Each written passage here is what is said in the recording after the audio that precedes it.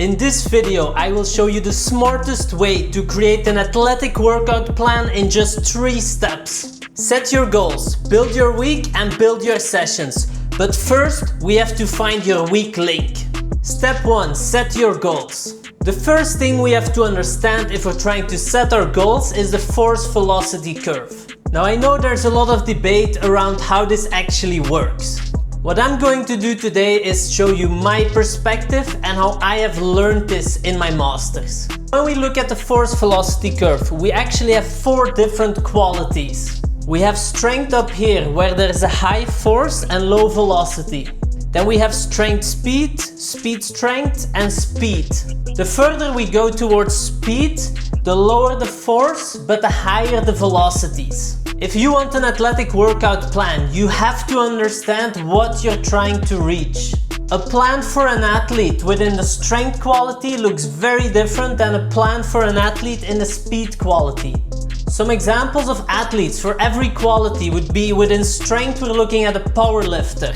Within strength speed we're looking at an Olympic weightlifter. Within speed strength there's a lot of team sports falling in there, or within speed we'll have a sprinter.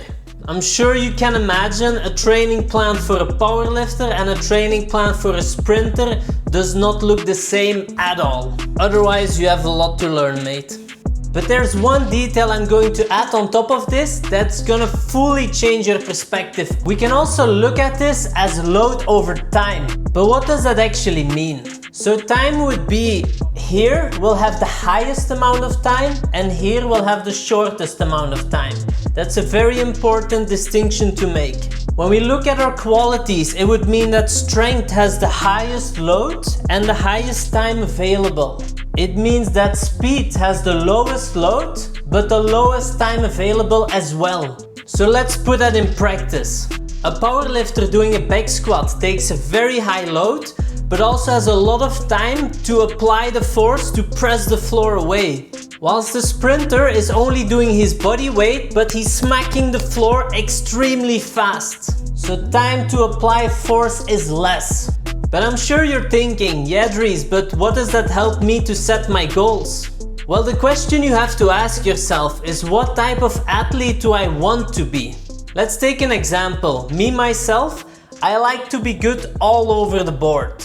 But if you're training for a sport, you first have to understand in which quality does the sport fall. Because if your sport is sprinting, then maybe training like a powerlifter is not the best thing to do. So once you know what you're working towards, you have to understand where you are today. This is where we have to figure out your weak link.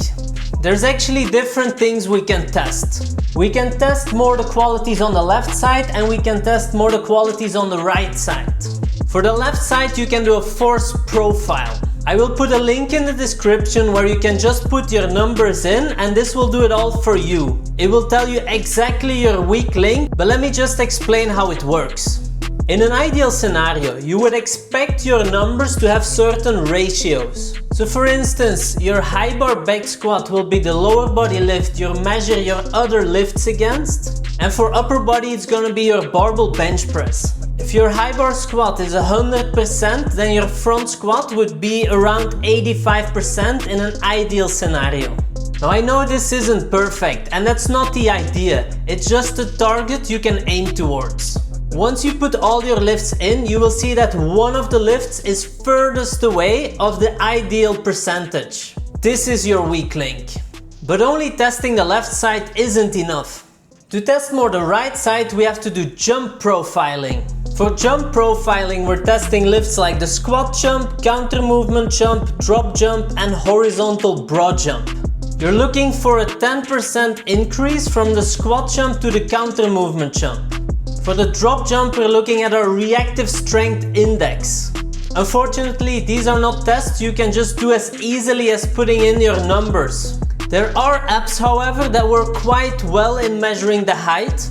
It's not gonna be perfect, but it gives you a good idea of where you're lacking.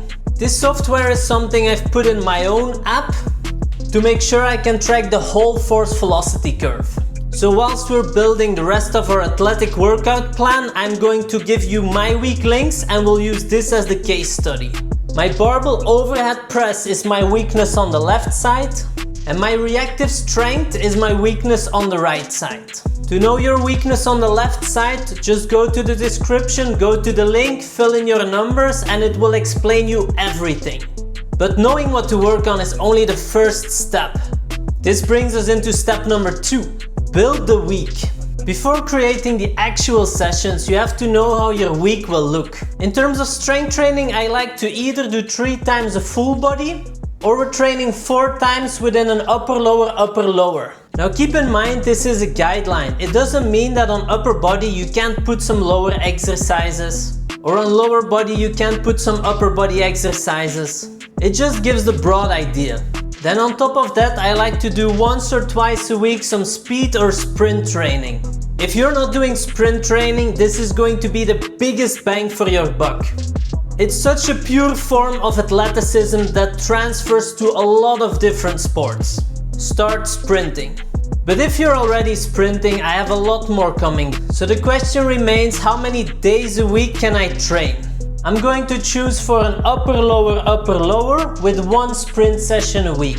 So then we get into step 3, creating the actual sessions. Now to create the actual sessions, there's something I haven't told you yet. There is a hierarchy that we have to keep ourselves to. When we create our program, we want to put speed work before power work before strength work, and strength work before volume or hypertrophy work. So yes, this means do not start doing box jumps at the end of your session.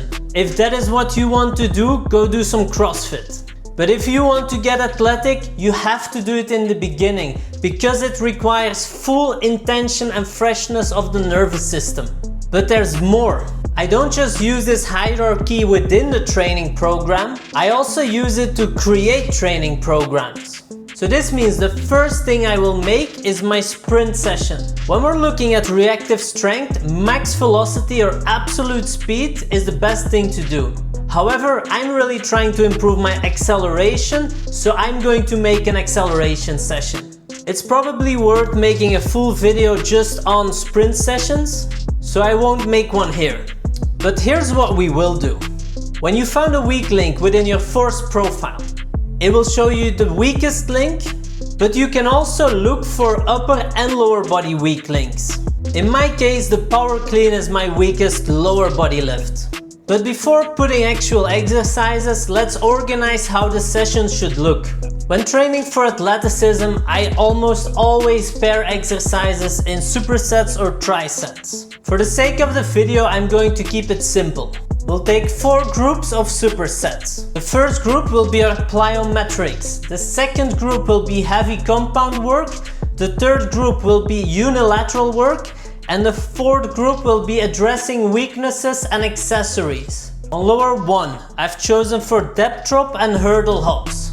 The depth drop will help to absorb forces fast, and the hurdle hop will help with that reactivity. Then I went into heavy trap or deadlift with broad jumps. When we're pairing strength and explosive together, we're also getting a better transfer to athleticism. After that, we'll do some B-stance barbell squats and landmine Romanian deadlifts. This is where we're addressing that unilateral strength. But there's another huge benefit to this as well. When we're loading only on one side, there's a much higher core activation. So doing unilateral work with only loading on one side is a huge game changer. When you load contralateral to the opposite leg, there's more anti-rotation going on. When we're loading ipsilateral on the same side as the working leg, there's more anti-side-to-side movement going on. Then to finish off, we'll put some targeted core work. Now on day 2, I've chosen to put power cleans with continuous dumbbell jumps. Getting strong on back squats and heavy trap bar deadlifts, in combination with getting good at continuous dumbbell jumps, is a huge hack for vertical jump height, by the way.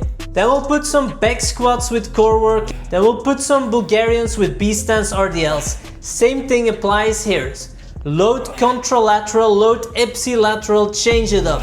Then we finish off with some targeted adductor and hamstring work. If you have any questions about any of the exercises or anything else, feel free to put it in the comments. But there's still a big piece of the puzzle missing. We've had our sprint work, we've had our lower body work, but we're also doing upper body. The same thing applies here. We'll start with mat ball overhead toss and mat ball slams. Then we have barbell overhead press with chin-ups, which are our heavy compounds. Going into some flat dumbbell presses and some prone dumbbell rows. You don't want to only do overhead work, so you need to balance that out. I love prone dumbbell rowing because it creates a really strong back for sprinting. To finish off, we'll have some overhead tricep work and some targeted shoulder work to strengthen that overhead press. On upper two, we'll do some plyo push-ups and some chaos push-ups. Chaos push-ups are very good for stabilization within that whole shoulder joint. Then we go into some barbell push press and some barbell rows. The push press will help to overload that position. Next we have standing pin presses and straight arm pull downs. Now what you will notice is that I didn't go unilateral here. On day one, dumbbell work is unilateral work. But because I'm really trying to increase that overhead press, I've chosen for the standing pin press. My weak point is in the mid-range, so this is where I will start from the pins. Together with straight arm pull down, since they're really good for improving lat stabilization and activation. And finally I have some targeted arm work, so some Scott curls for biceps and again some tricep work. When it's power work, stay between 3 to 6 reps. When it's strength work, do 3 to 6 or 6 to 8 if you're newer to these exercises. When we're doing accessory work, we can do 6 to 8 as well. But if we're trying to build volume, we're looking at 8 or more reps. Usually I go 12 to 15. So a quick sum up. Find your weak links. You can use the link in the description below to find yours. Then set your goals based on your weak link and on where you want to be within the force velocity curve.